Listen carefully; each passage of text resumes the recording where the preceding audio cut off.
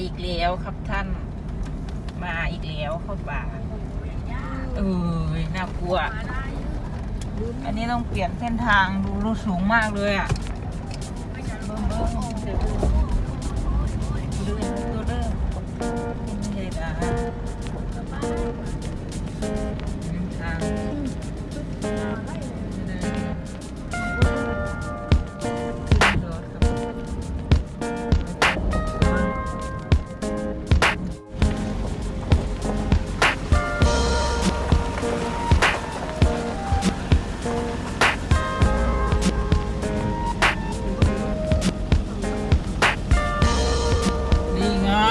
เจอแล้ววิวสุดยอดเลย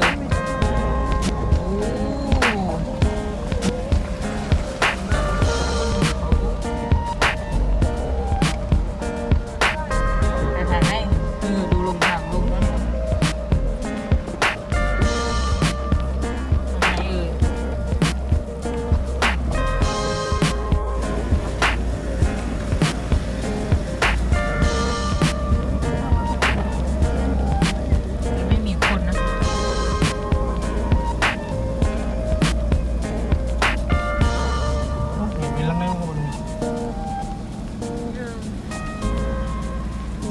คน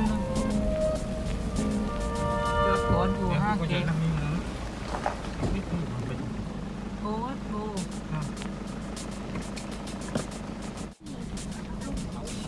ไม่ตรงกับแบงในโอเคถ้าตรงกับในรูแค่นั้นนะ